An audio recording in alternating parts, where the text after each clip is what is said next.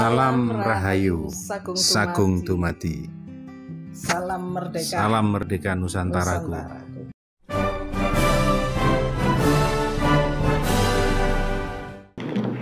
Saya mau tanya. Iya, monggo. Langsung aja ya, Mas. Langsung saja. Iya. Jadi dari awal sampai ini selesai tadi, saya itu 3 kali saya rasakan ini bergoyang ya. Bergoyang. Apa saya sendiri yang rasakan atau gimana gitu loh. Iya. Pertama kali saya datang, yang kedua pas mau nafas soto itu, Iya. yang ketiga pas mau mulai tadi ini. Iya. Itu satu. Yang kedua, setelah tadi nafas soto, saya tidak punya daya ya.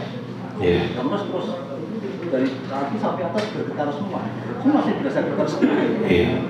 Terus yang tadi yang ini semakin kuat bergetar. Ini tadi saya tanya gerak sendiri. Ini kalau nggak saya berhenti nggak berhenti tadi. Gerak terus nih yang sebelah kanan. Iya. Dan energinya kuat banget nih. Iya. Seperti itu Mas. Iya. Itu apa ya? Iya. Reaksi-reaksi akan terjadi ketika daya ini semakin kuat pada level tertentu, Mas Hermawan.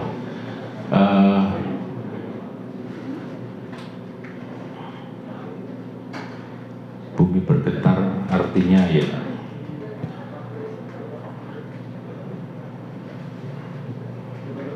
kedudukan jenengan mulai digetarkan karena daya yang luar biasa sehingga naiknya level itu selalu ditandai seperti itu. Bahkan ada yang gelisah. Jadi teman-teman yang mengalami kegelisahan itu sebuah proses yang wajar. Gelisah dan lawannya gelisah. Ada dingin, ada panas. Itu mengiringi kebangkitan. Dan kebangkitan itu kalau boleh dilevelkan ya ada level-levelnya. Di level ini seperti ini, kemudian nanti akan terus meningkat terus. Dan setiap kebangkitan itu ada reaksi-reaksi tertentu. Yang saya sampaikan ada dualitas itu selalu mengiringi. Tapi untuk kegelisahan dan kegundahan biasanya jarang terjadi.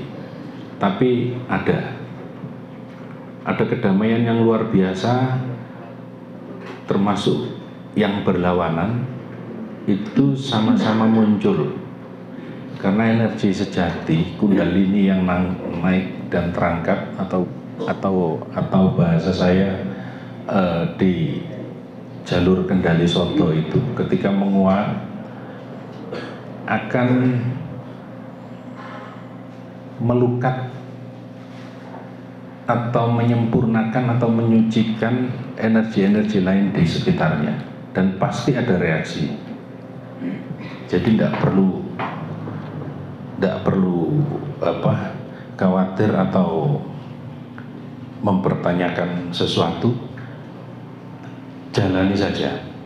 Jadi seperti ini yang saya sampaikan di awal bahwa Bima itu pikiran kita itu punya pikiran sadar yang 10%, hanya 10%. Sedangkan kekuatan bawah sadar kita yang 90%, itu pun kalau 100 ya, persentasenya 100, padahal dia tidak terbatas. Nah, bagaimana dari yang 10% ini menjangkau yang tak terbatas itu? Kalau dijelaskan dengan semua teori, dengan semua filsafat, tidak akan pernah bisa meraih. Karena itu eksistensi Tuhan kalau kita dekati dengan kesadaran, dengan ilmu pengetahuan, selalu yang tergapai hanya sedikit. Nah, bagaimana yang 10% ini? Karena memang area main kita di 10% di kesadaran ini. Sedangkan yang di luar kesadaran, yang melampaui kesadaran, itu jauh lebih besar. Udah, pikiran kita Misalnya, ini jangan salah paham ya di sini ya. Saya tanya kepada Mas Hermawan, ada Tuhan itu? Tergantung. Kalau secara harafiah ada. Tetapi Ada. kalau secara pribadi ya aku ini. Ya. Ketika kita ngomong Tuhan ada menurut persepsi kita. Karena kita nggak pernah akan bisa lepas dari kesadaran yang 10% tadi. Sedangkan eksistensi Tuhan itu tidak bisa dibatasi apapun. Sementara kemampuan kita dalam kesadaran hanya 10%. Caranya bagaimana? Karena areal kita, permainan kita itu hanya di 10%, kita punya sesuatu yang luar biasa yang bisa menjangkau yang tidak disadari itu. Fisik kita, otak kita sudah berbeda area mainnya. Otak kita ini sudah bisa menjangkau sana ke sana kemari, melintasi ruang dan waktu, nguyai segoro pun bisa. Setelah Sang Bima atau pikiran kita ketika murni fokus pada satu tujuan, yaitu Tuhan, yaitu kegustian, walaupun dengan cara yang salah. Syariatnya Begawan Durna ini kan salah, karena niatnya untuk mencelakakan Sang Bima. Tapi semua terlewati oleh keteguhan hati, fokus pikiran pada kemurnian. Artinya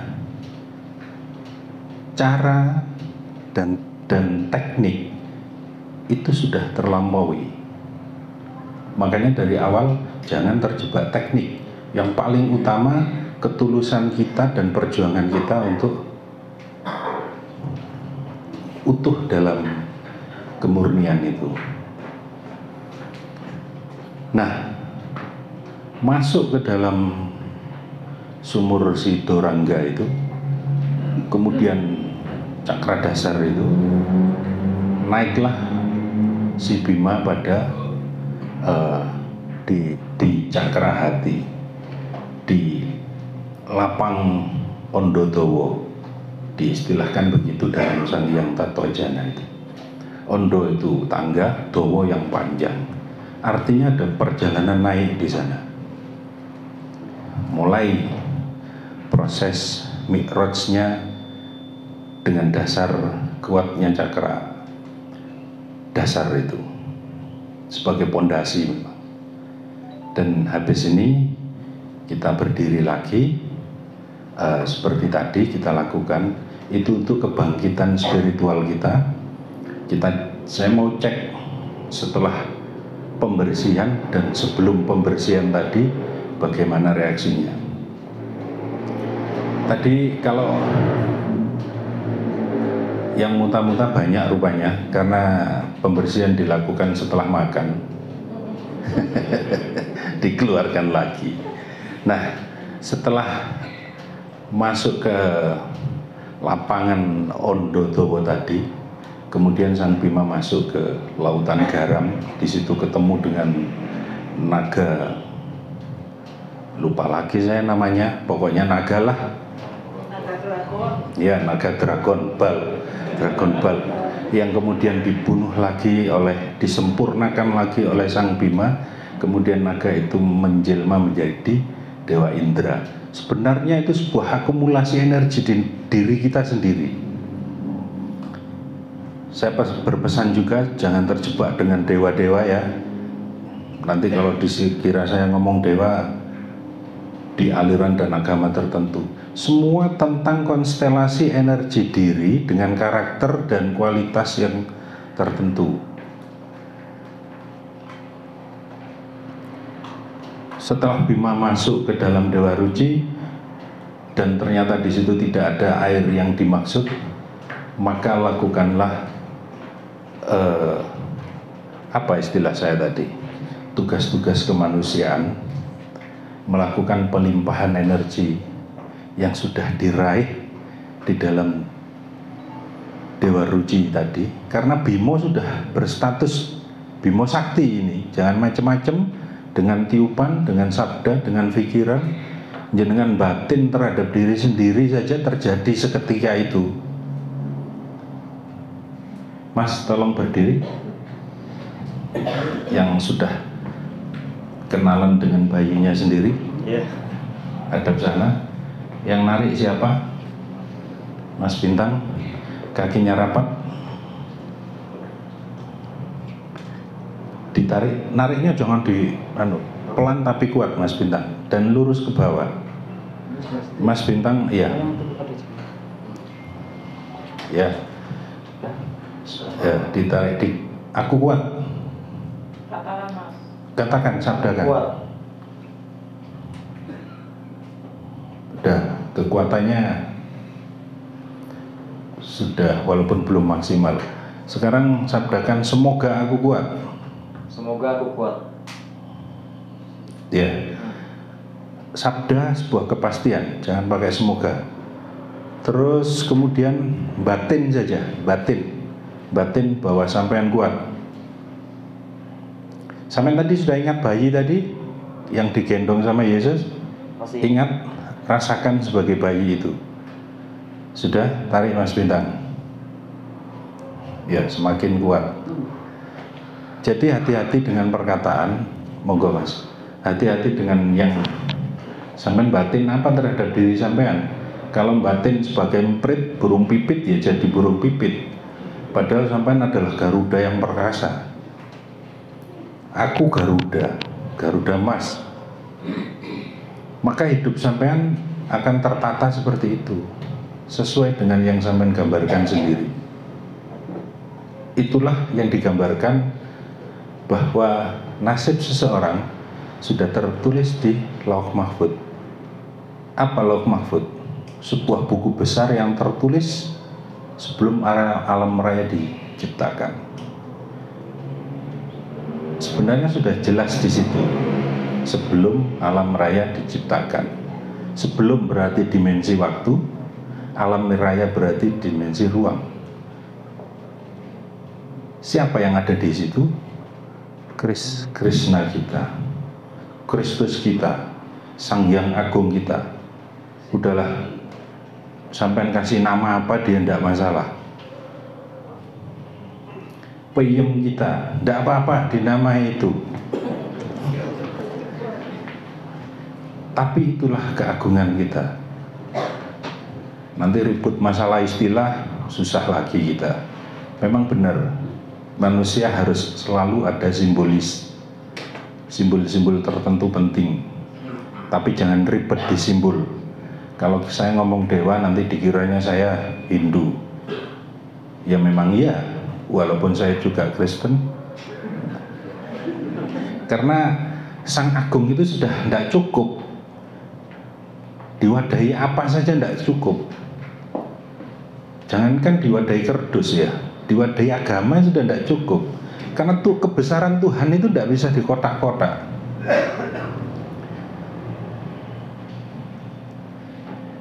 Saya tadi sudah bilang hati-hati ya di situ. Nanti salah paham.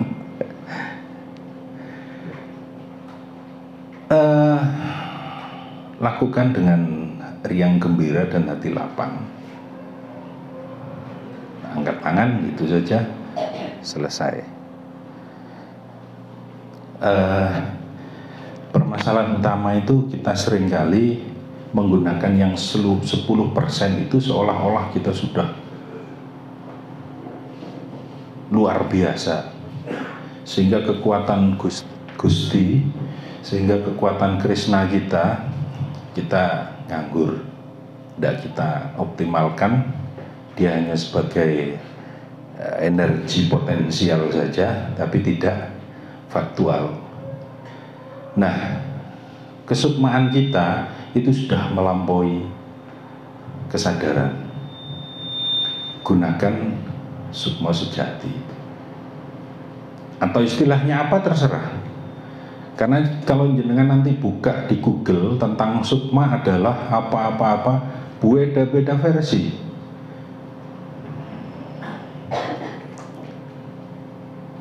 Kesadaranku tertinggi, ndak apa-apa pakai itu.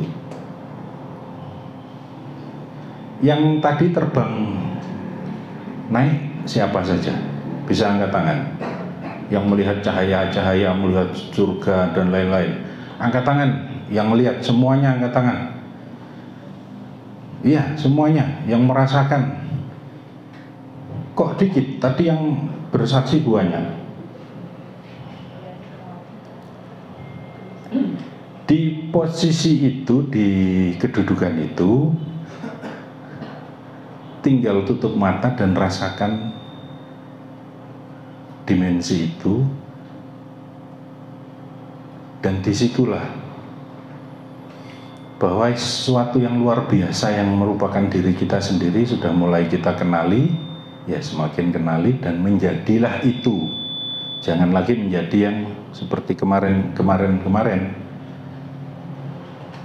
Kalau kita kemarin niup ya paling 1,5 meter, tiupan kita sudah, anginnya sudah ndak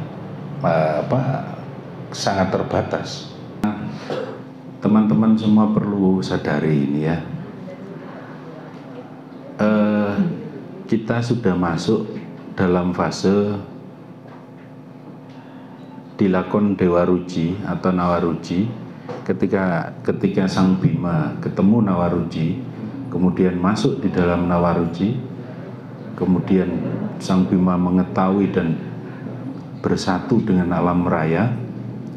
Nah, fase jenengan sudah ada di situ. Fasenya sudah menjadi Bima Sakti.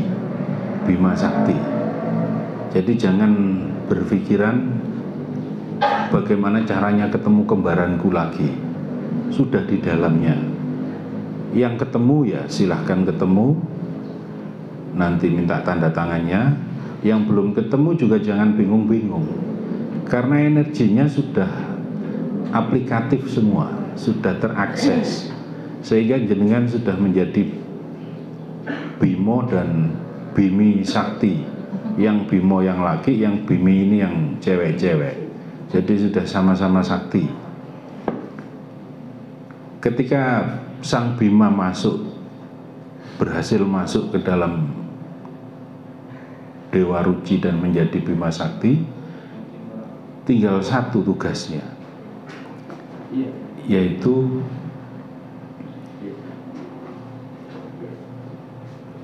pelimpahan kasih sayang kepada semuanya.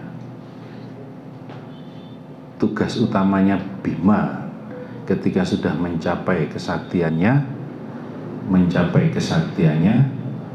adalah tugas pelayanan kasih yang sudah kita praktekkan lama. Karena apa? Karena di dalam Dewa Ruci, air Tirta Maha Pawitra atau air hayat atau air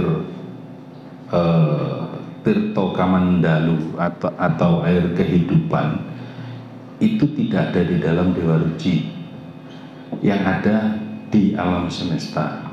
Dan air itu bisa dicerap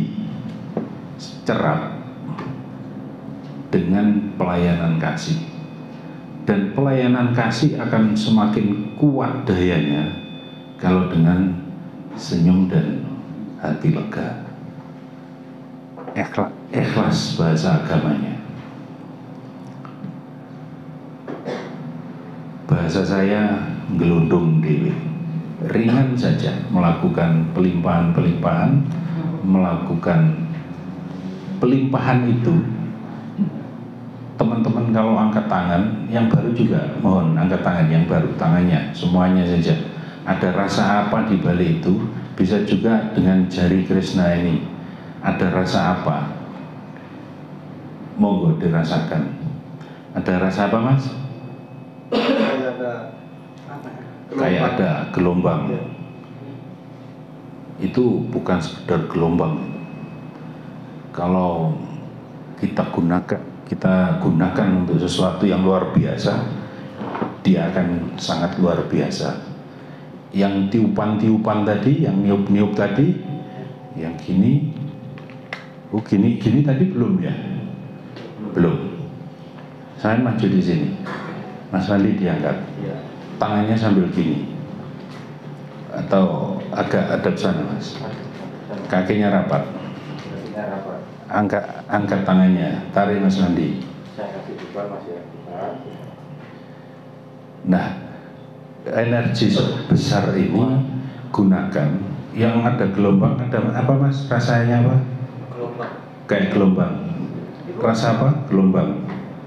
Ada yang hangat, dingin, Semutan setrum. kesemutan. Nah, Kayak itu lembu itu. Oh, gelembung. kayak gelembung.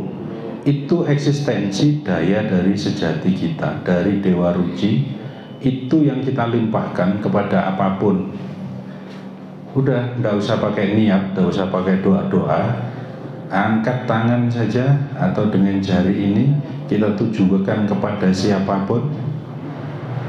Ya, perlu jembatan. Bambang yang rumahnya sebelah masjid itu nyampe nanti. Kecuali kalau orang yang sudah kita kenal, kita tinggal tutup mata. Ketika kita tutup mata, jembatan sudah terhubung, daya bisa jalan. Artinya bahwa semua perlu simbol. Manusia itu simbolik, homo simbolistik, homo apa simbolistik. Jadi bukan hanya perlu dan penting atau menyukai simbol, tapi manusia sendiri, keberadaan kita ini simbolik dari sebuah keberadaan yang tak terlihat oleh panca indera. Ya. Tentang kebangkitan pribadi pun perlu simbol sebagai jembatan. Kebangkitan apa? Kebangkitan jiwa dan kebangkitan raga. Selalu diawali dengan kebangkitan jiwa dulu, spiritual dulu, baru kita ngurusin kebangkitan material. Nah, karena ini sudah teman-teman lama, ya kita masuk ke babak kedua tadi, kebangkitan raga, kebangkitan material. Kalau kebangkitan spiritual sudah, teman-teman sudah seringkali saya share tentang nafas kendali soto. Ada garis lurus, cahaya lurus dari dalam tubuh itu. Yang masih bertanya-tanya tentang itu, siapa? Saya persilahkan. Monggo.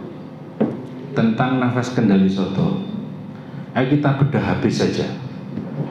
Jadi jangan terlalu formal, kita guyon-guyon aja. Ya, di depan. Langsung yang keras juga nggak apa-apa. Nah, bunyi Mbak Mami kalau dekat. Ya. Tes 1, 2, 3. Ya, Mas Benang, ini saya mau mengenai nafas kendali soto ya. Selama ini begitu saya melakukan teknik nafas kendali soto itu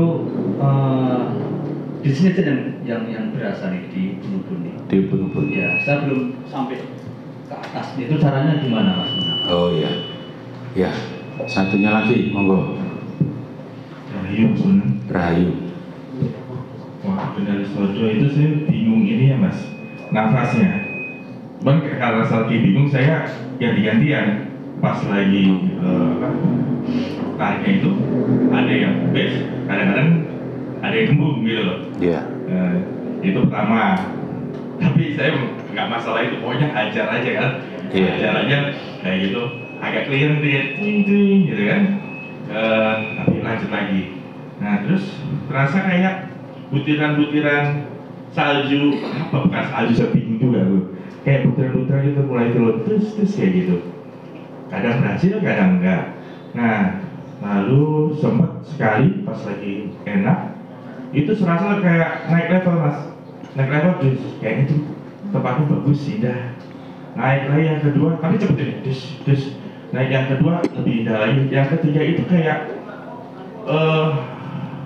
materialnya terbuat dari yang bersinar-sinar kayak emas atau apalah, pokoknya tempat-tempat permata gitulah. Sampai 3 itu aja.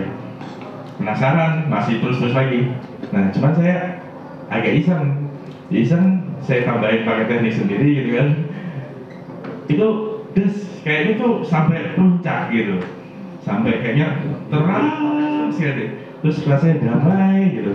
Jadi terang itu habis, semuanya kayaknya ruangan tuh habis kayak gitu. Nggak selalu berhasil, tapi setiap kayak itu terus yang luar biasa lagi mas, sabda setelah itu mas, yang Sukmo, Ginaringan Rogo misalnya, Makmur segala macam Suki, itu cepat banget mas, cepat banget, luar biasa. Cepat. Betul. Ya. Tentang sabda yang cepat banget tadi kita dulu ya.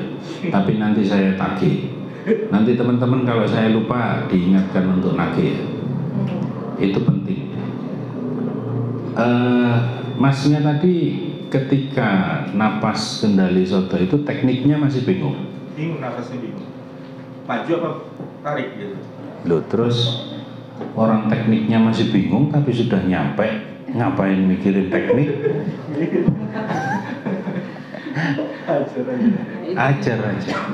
Ajar aja. Teknik itu alat ya. Kalau udah nyampe ya alatnya jangan dipakai. Tata cara dan syariat-syariat itu alat untuk mencapai sebuah tujuan cahaya tadi. Kalau sudah di sana sampai masih ngurusi bener salahnya teknis ini, bikin ruwet. Udah, Tuhan itu tidak perlu teknis.